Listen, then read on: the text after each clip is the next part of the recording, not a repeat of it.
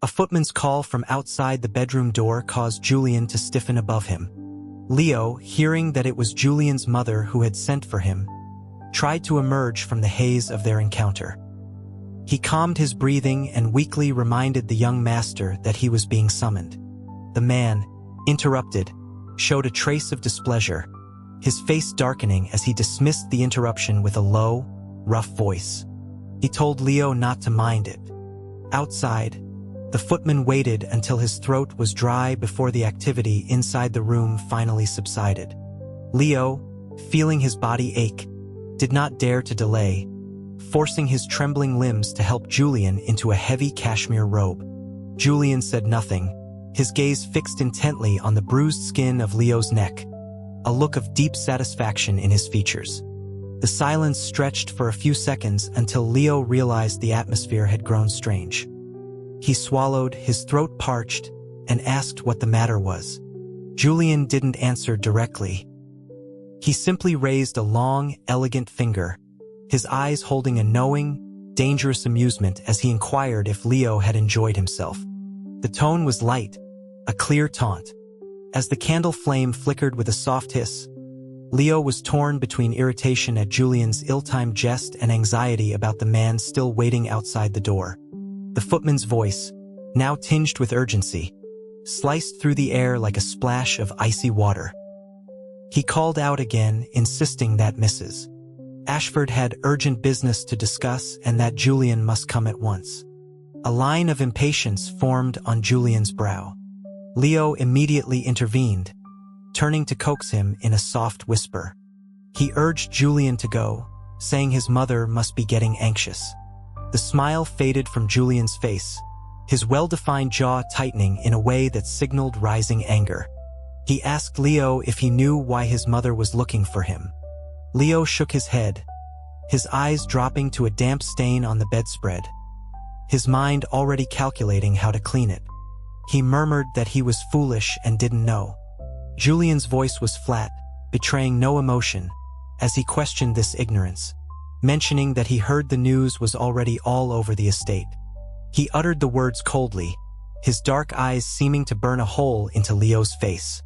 Just as a cold sweat began to prickle Leo's back, the footman outside raised his voice in a desperate plea. Annoyed by the constant interruptions, Julian glanced at Leo one last time before snapping at the door, asking what could possibly be so urgent. The footman sounded on the verge of tears as he insisted it truly was an emergency. When Leo looked again, Julian was gone. He exhaled slowly, rising to straighten the disheveled bed linens.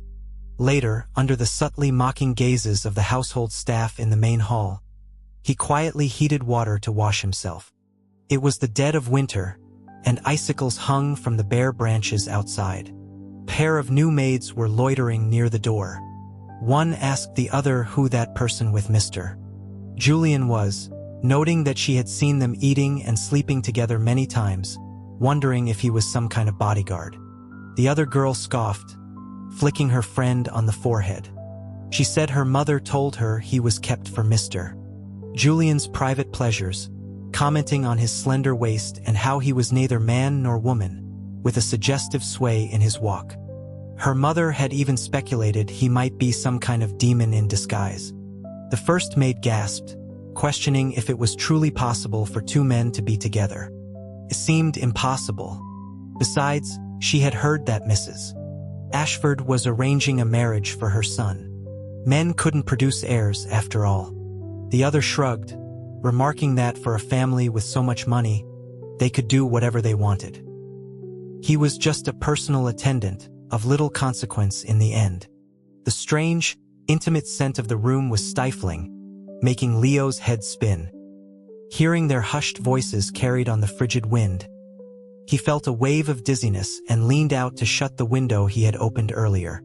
The sudden noise startled the two maids, who quickly scurried away. It was better not to hear them, he thought, pulling the thick coat that Julian had torn it tighter around his shoulders. In this freezing weather, a hot meal would be warming. But the stew had barely begun to heat before the housekeeper, sent by Mrs. Ashford, came to fetch him. The housekeeper was a long-serving member of the staff and escorted him politely to a remote wing of the estate. The small house was dilapidated, its yard overgrown with withered weeds. Mrs.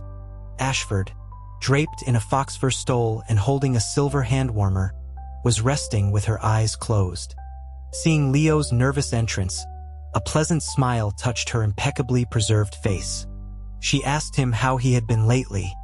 Leo bowed respectfully, and seeing her expression remained unchanged, he carefully knelt, his knees pressing into the cold stone floor. He told her he was well, and thanked her for her concern. She sighed dramatically, her gaze feeling like a physical weight upon him. She remarked that while he was doing well, her poor Julian was suffering. Leo lowered his head further, his heart pounding. When he remained silent, the housekeeper shot him a disdainful look before stepping forward to ask her mistress if she was feeling unwell. Mrs. Ashford shook her head gently, brushing at a non-existent speck of dust on her shoulder. She said she felt wonderful, especially since Julian had just received commendations from the senator. The prestige of it all had chased away any of her own ailments. Listening to the two of them perform this little play, Leo slowly curled his frozen fingers. The maid's gossip echoed in his mind. Perhaps the footman had complained that he had delayed Julian for too long. He finally ventured a tentative comment, stating that Mrs. Ashford was blessed and that Mr. Julian's natural brilliance made him a man of distinction, deserving of the senator's recognition. A soft laugh was his only reply before she said his name again, her voice gentle but feeling like a chain tightening around his neck. He shakily raised his head. Mrs. Ashford's eyes settled on his face, flushed from the hurried walk in the cold, and assessed him for a moment. Her brow twitched, a flash of cold mockery crossing her features before vanishing. Before she could speak, Leo forced a placating, foolish smile, though it felt stiff and absurd on his face. He said that he was of course not worthy of someone as exceptional as Mr. Julian and that he had never entertained any improper thoughts. He promised that on the day Mr. Julian married, he would leave of his own accord.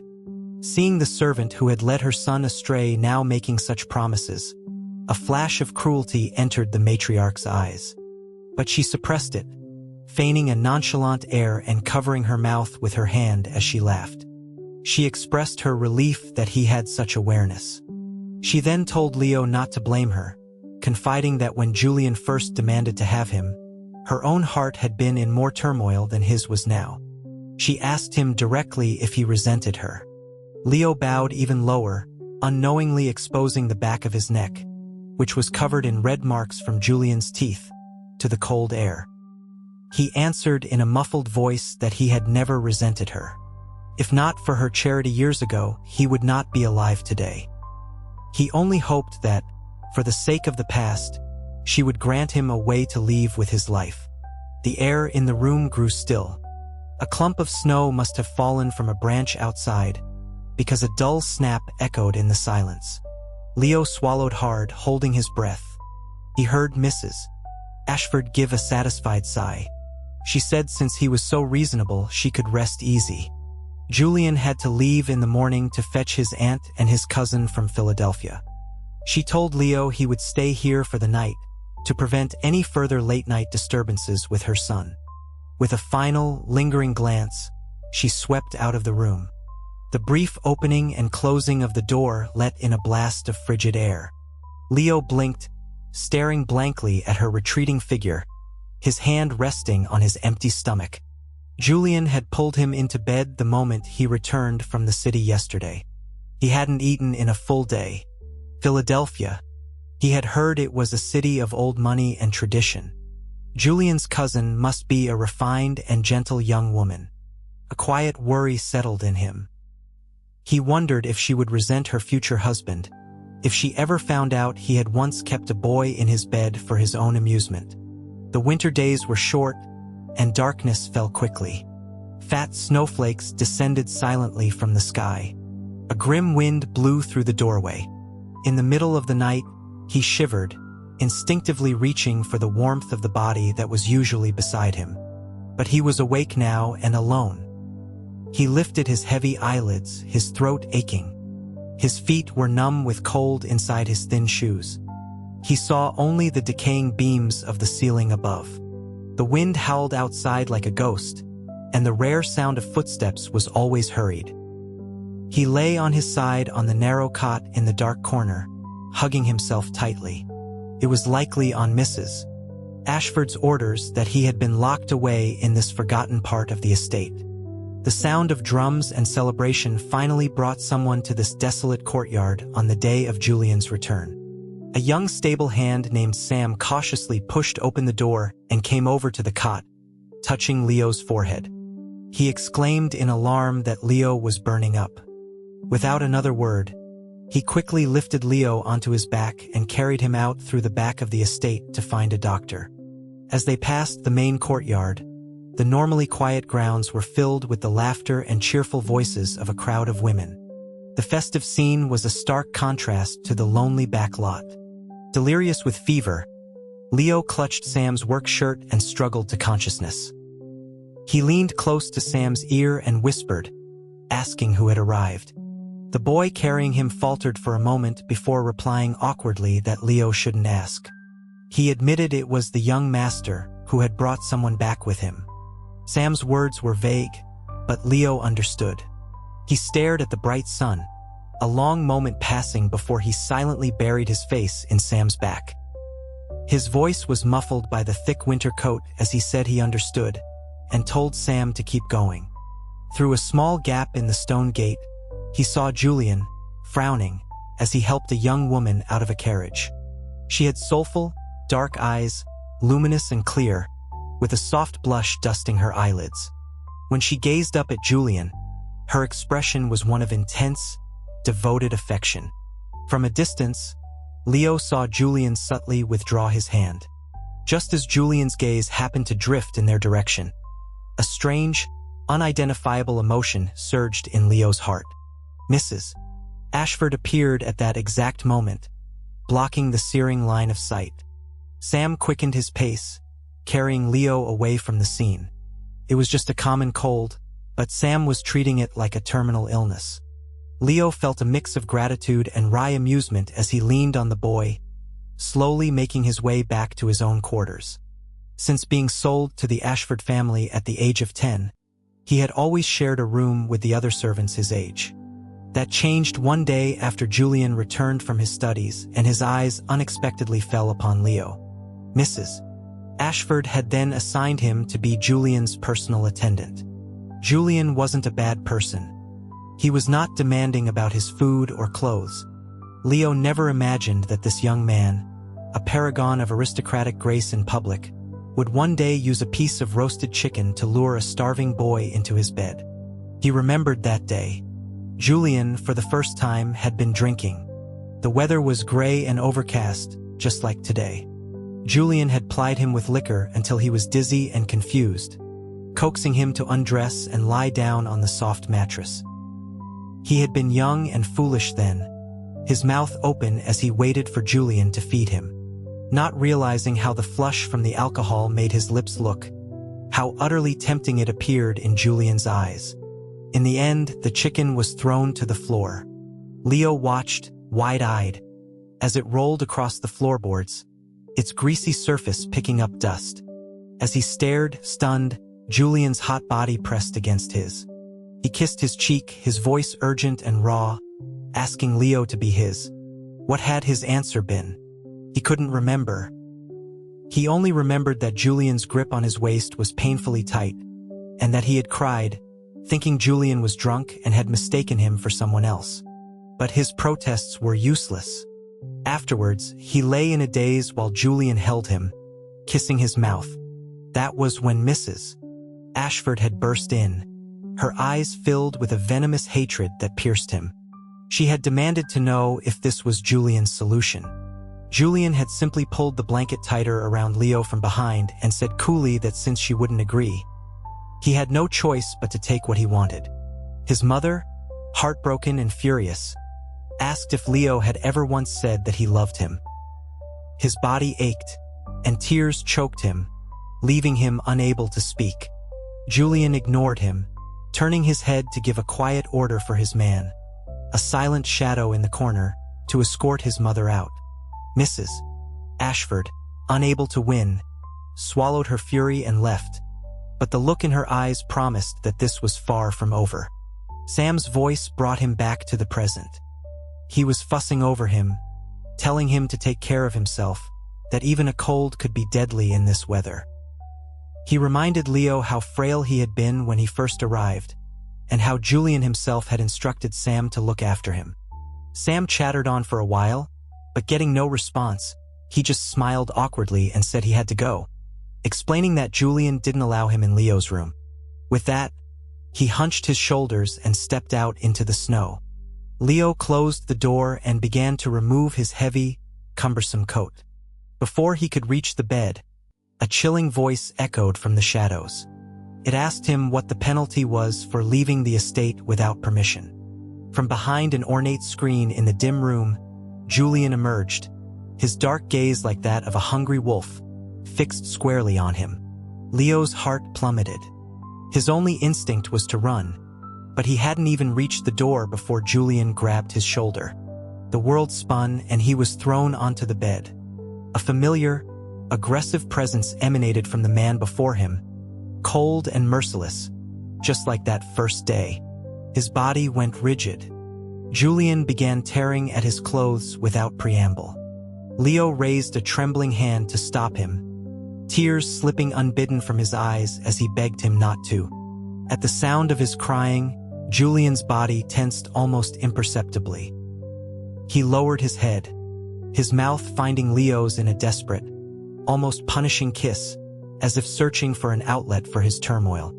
He demanded to know why Leo was fighting him, insisting that Leo was the one who started this. He asked why Leo showed no reaction at all now that he was with someone else. The proud young man's shoulders slumped, the veins standing out on his knuckles. He asked if Leo had ever even once cared for him. When he was a child, famine had struck his hometown. Everyone fled south. His father's legs swelled from hunger until he couldn't leave his bed.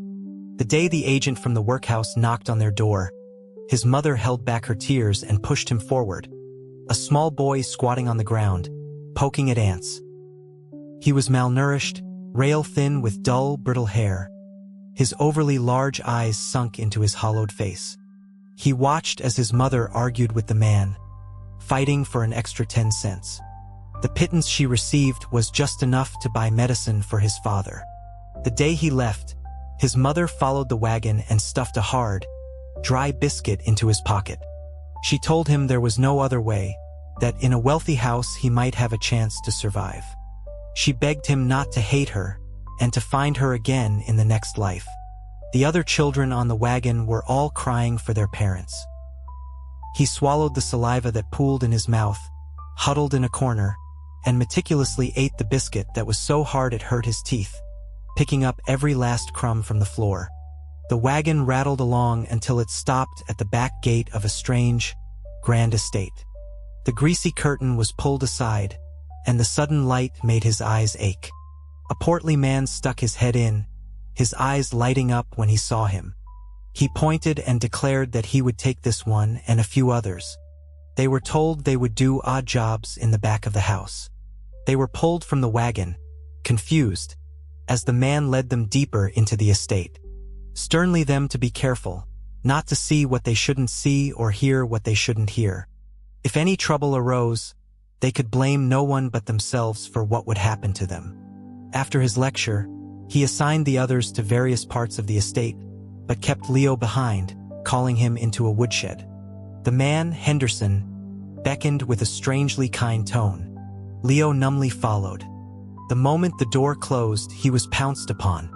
In the dim light, the fat man writhed on top of him, a foul stench filling his nostrils. The man cooed that he was a good boy, that he looked so pitiful with his thin little face. Leo struggled frantically, terrified, and let out a scream. Henderson mocked him with a grotesque imitation of the sound. his mouth a mess of rotten teeth as he grabbed Leo's hand and forced it down between his legs, where something was hard and stirring. He promised to be quick, asking if he wanted a piece of meat, his hand moving towards Leo's backside. Leo screamed for him to get away, and in his desperation, he bit down hard on the man's arm, causing him to recoil in pain. Henderson's face turned purple with rage. He spat, cursing Leo for his ingratitude and vowing that when he caught him, he would ruin him. Leo didn't hear a word. He scrambled out and ran blindly, crashing straight into a group of people surrounding a boy his own age. The collision sent people sprawling. The boy in the center of the crowd was dressed in magnificent clothes, with a golden pin in his lapel and fine leather shoes. His sharp, almond-shaped eyes swept over him, silently assessing. For a moment, Leo was too stunned to move, the taste of blood in his mouth. It was not admiration he felt, but a deeper, more primal fear. He would never know it, but Julian's gaze that day held the exact same predatory interest as Henderson's. After the initial annoyance of being run into, it was replaced by a look of intense curiosity. The boy's features were sharp and clear. He looked Leo up and down, raising an eyebrow in surprise as he asked who he was. A frantic voice came from behind. It was Henderson, panting as he rushed up, apologizing profusely to the young master, blaming the incident on the new boy and promising to take him away at once. Seeing the scene, Henderson was unsure how to proceed, cautiously trying to gauge the young master's mood. A chill went down Leo's spine. He knew if he was taken away by that man, it would be a death sentence. His face pale, he bit his lip and was about to fall to his knees when a hand stopped him. The young master pulled him close, his eyes alight with a vibrant, disturbing interest. Amidst the uneasy stares of the onlookers, a cruel smile played on his lips. He threw out a single, dismissive sentence. He had taken a liking to him. He told his man to take him away. In front of him was the lecherous Henderson. Behind him was the unpredictable young master of the Ashford estate. He had been so careful, and yet he had chosen the most dangerous path of all. The young man above him waited for an answer that never came. The storm in his eyes slowly subsided. Leo's lips moved, and tears streamed down his face. He had never, and would never dare, to love anyone. Julian was strong and powerful, but he would kiss him tenderly when their encounters left him crying and breathless. He had once seen a stray kitten and felt pity for it, wanting to touch it but afraid to. Julian, seeing this, had feigned annoyance but then gently held the kitten for him while he applied medicine. But a stray is a stray. It died last winter, a victim of its own wildness. And an attendant is just an attendant. After that night, rumors spread through the estate that he had seduced the young master. Mrs. Ashford's expression had soured, and she had him stripped and hung from the rafters in his room for 3 days and 3 nights. He had no food or water, his lips cracking and bleeding. He was delirious with fever when they finally cut him down, his limbs bruised and purple. But when Julian returned from a hunting trip, Mrs. Ashford was there, gently coaxing him to drink medicine. Julian, seeing his tightly sealed lips, took the bowl from her with a dark expression and forced the bitter liquid down his throat. The bitterness did not soothe the sorrow in his heart. From that day on, he understood. He was merely a plaything. Julian's affection for him was nothing more than an addiction of the flesh. Watching Julian's face grow darker, he slowly shook his head, making sure the gesture was clear. He stated that in all his years of serving the young master, he had only ever known his duty as a servant, and had never hoped for more. In the future, should the young master find a suitable partner, he only asked that he would be merciful enough to let him go. Julian's eyes widened, the casual request for release shattering his composure. He looked into Leo's dark eyes and saw not a trace of the affection he craved. He murmured, asking where he would go. A nameless fire burned in his chest with nowhere to go. For Leo, he had fought with his mother. He had agreed to marry his cousin from Philadelphia on the condition that his mother would allow him to establish his own household. He would finally be free of her control, and he would take Leo with him. His wife would be a mere figurehead. He would never touch her. But Leo was ungrateful, talking only of leaving him. He had deliberately let news of the engagement reach Leo, but Leo's reaction had been one of utter indifference. He was Julian Ashford. He was born to get whatever he wanted. And now he had laid his heart bare, only to be mocked by a bed warmer. He looked at the pained expression on the face beneath him. It was a plain, unremarkable face, made pitiful only by the redness of his eyes. He was obedient in bed, never refusing him anything. But Julian Ashford could have anyone he wanted. He was choked by his own thoughts, and the words tumbled out, cruel and unplanned. He sneered, asking what Leo thought he was that was worth all this trouble. He reminded him that without him, he would have been used up and broken by that steward long ago. He would never let him go. He had always been so docile. On the day he married the girl from Philadelphia, it would be Leo who stood vigil outside their room. His tirade over, Julian could no longer contain his rage.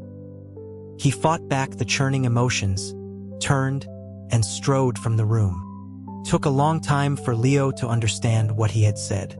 The childhood nightmares that had always woken him, dreams of being mangled and broken by Henderson, had been the result of a deliberate act. That winter, after he said the wrong thing, Julian had given him the cold shoulder. The rest of the staff, sensing the shift in power, took every opportunity to torment him. Even Sam would just lower his head and hurry past, pretending not to see him. He moved out of Julian's room and back into the large, shared servants' quarters. The others complained that he was taking up space. One of them, Abe, pinched his nose dramatically, asking if anyone else smelled something foul. Another man, Will, asked if Abe hadn't washed his feet again. Abe denied it, insisting he had, then turned to look at Leo with a smirk. He announced that it was the smell of a rotten backside. He burst into laughter. The others exchanged glances and joined in. Leo pretended not to hear, sitting on the innermost cot and arranging his meager belongings. A spare set of work clothes and a pair of thick winter trousers. At night, the room was filled with the sound of snoring. He couldn't get used to it.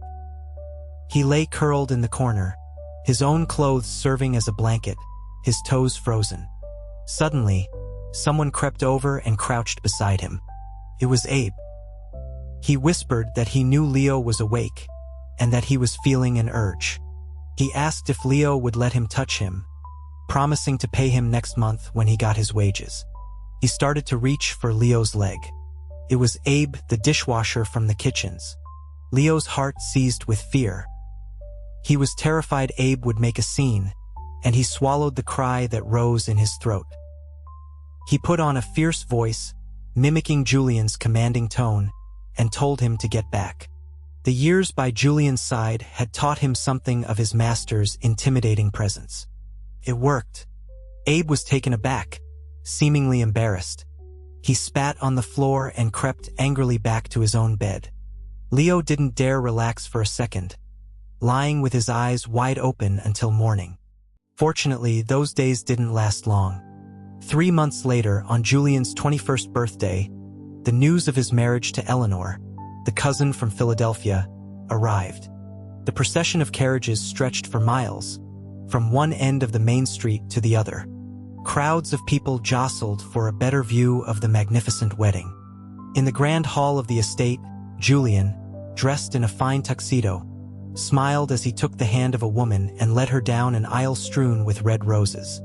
The bride wore a headpiece of diamonds and pearls.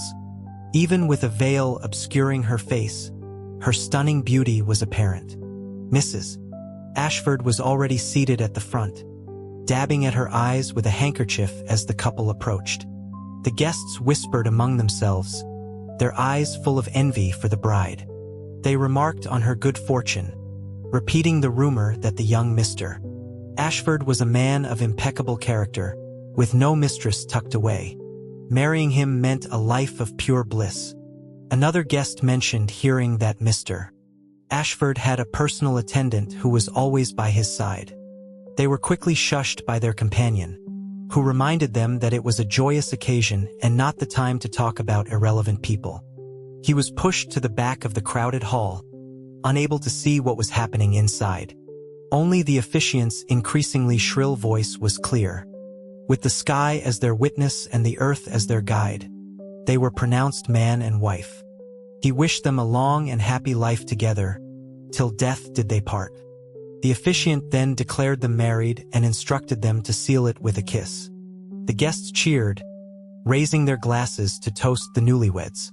Leo slowly pushed his way out of the throng and headed towards the deserted back gardens. Not watching his step, he stumbled. The shadow that had been following him all day finally materialized. He hesitated before speaking. He told Leo that the young master wanted him to stand watch outside his rooms tonight. Leo pushed a stray strand of hair back from his face and answered softly that he knew, and thanked him for the trouble. The night Julian was married, a heavy snow began to fall. In the courtyard, a small sapling he had planted the year before failed to survive, its branches bent and broken under the weight of the snow. The guests had long since departed. In the vast estate, only the areas lit by lanterns were visible. The veranda was empty. From the master bedroom, the sound of the bed creaking rhythmically could be heard.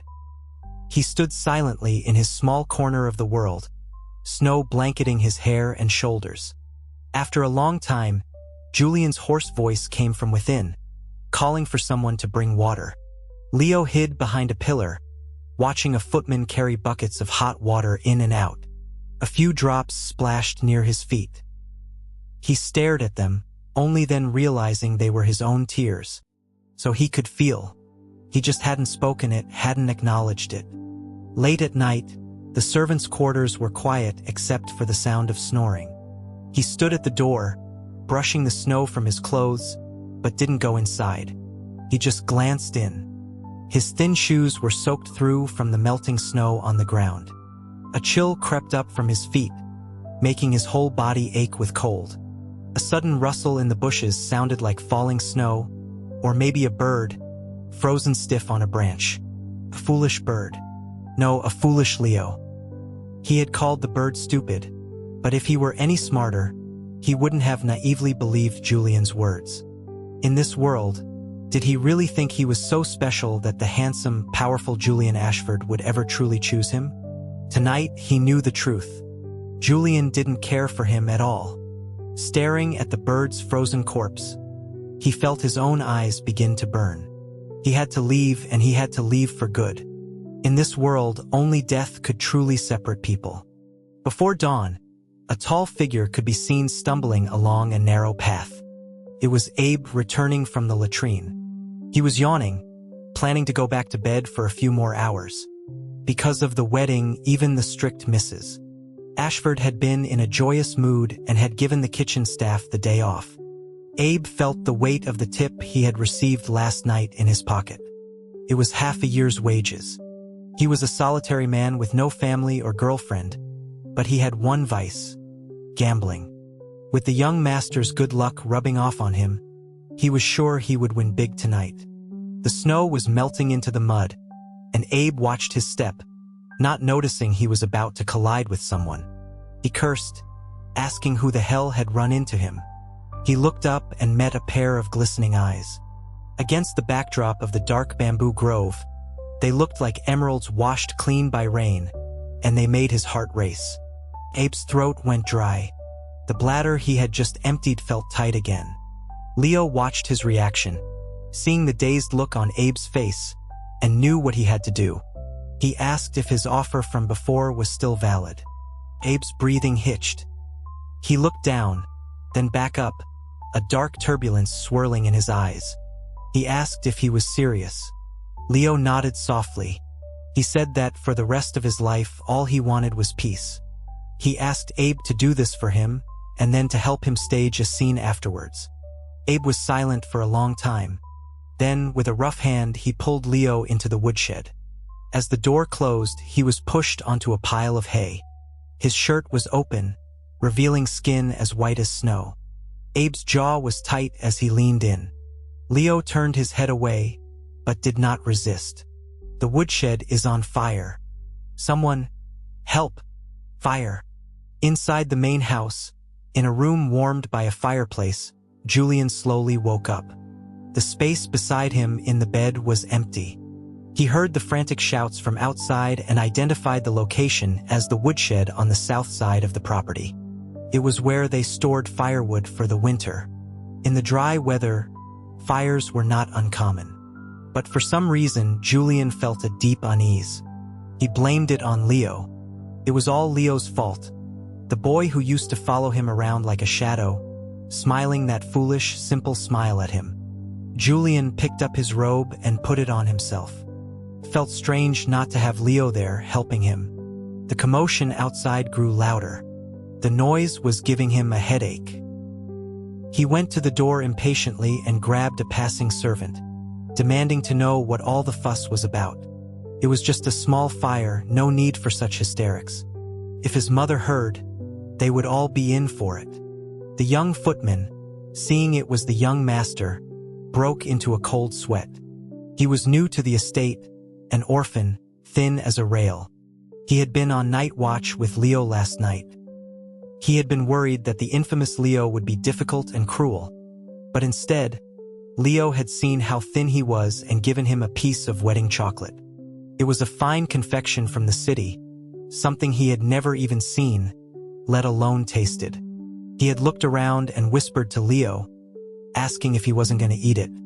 Leo had shaken his head, a small smile playing on his lips as he mimicked the whisper back, saying he didn't want it. The chocolate was so sweet, it had made his head spin. But even in his bliss, he hadn't missed the look of profound sadness on Leo's face. Now his composure shattered. Forgetting all decorum, the footman, his face streaked with soot, let 2 tears roll down his cheeks. He cried that it was Leo. Leo was locked in the woodshed. The door was barred from the outside and they couldn't get it open. They had been throwing water on it, but the fire was too big. They couldn't save him. The sky was beginning to lighten. The footman watched as the young master stood there, motionless, the life seeming to drain out of him, as if his spine had been removed. But that couldn't be possible. The footman swallowed his tears, and seeing the blank expression on Julian's face, he felt a surge of hatred. "Leo, do you see this?" he thought. "You gave your heart to a dog." He felt a pang of injustice for Leo, but he couldn't linger. Saving lives was a race against time. But before he could move, he saw Julian suddenly jolt into action, turning and sprinting towards the billowing smoke of the woodshed. But with the flames reaching for the sky, what chance was there of survival? At the same time, a dilapidated cart rattled down a hidden country lane. Its wheels cut 2 deep ruts in the muddy ground. The old farmer driving the cart, who was delivering goods out of the city, glanced back at him. He guessed that it had been a long time since he'd been home to see his parents, remarking that in these difficult times, life was hard for everyone. Leo smiled and agreed, not telling him that he had no parents left. He said yes, he was going home to see them after many years, and that he missed them dearly. The old man, pleased that someone was listening to him, was eager to chat more. Leo quietly lifted a corner of the canvas flap, just as he had done the day he arrived at the Ashford estate, letting the bright light flood the dark space. Behind them, the city grew smaller and smaller. At a fork in the road, the city disappeared, replaced by a dense, overarching forest. He looked back, his face now clear and serene, and answered the old man's question earnestly. Yes, he would not be coming back to the city again. The next spring, the snow finally melted. He was busy buying supplies for his new home. The money had been a loan from Abe. His memory went back to that day in the woodshed. He had closed his eyes, his eyelashes fluttering uncontrollably. Abe had suddenly stopped, and then, flustered, pulled his clothes back together for him. He had cursed, asking what kind of man he took him for. He untied a cloth pouch of money from his waist and thrust it at him. He said that if he wanted to leave, he would help him. Abe's voice was gruff, and he turned his head away when Leo opened his eyes, too embarrassed to look at him. But there were conditions. He told Leo he had to go to a place of his choosing. He was to wait there for him and take care of his parents. In 5 years, he would be back, and then Leo would be free to go wherever he wanted. He asked if he understood. To say he wasn't nervous was a lie. Abe's voice was naturally loud, and the sudden change of plans had stunned him. But time was short, so he had no choice but to agree. After he left, Abe had tossed a few large pork bones inside and set the woodshed on fire. It was only when he arrived at the place Abe had told him about that he realized he had been tricked again. Abe had no parents. His life had been even harder than his own. He had been an orphan since birth. But he owed him a debt, and he would honor his promise. The second month, he learned from the local farmers and started a small vegetable garden in his backyard. In March, as the grass grew and the birds returned, the village children slowly accepted the newcomer. On sunny days, they would ask him to fly kites with them. In April, while resting by a lake, he received a letter from Abe.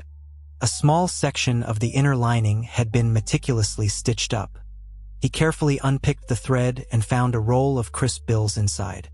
In the letter, Abe threatened him, telling him to behave himself and wait for him or else. The rest was blotted out by an ink stain. Leo couldn't help but smile, wondering when the big, rough Abe had learned to write. At the end of the letter, Abe mentioned Julian. Leo froze, his gaze dropping to the page. He read that the new wife had given birth to a son the following year, a boy who bore a striking resemblance to his father. He put the letter down and looked up at the spring sunlight filtering through his fingers, a wave of warmth spreading through him. Pity, he thought. In this lifetime, he would never be able to go and see him.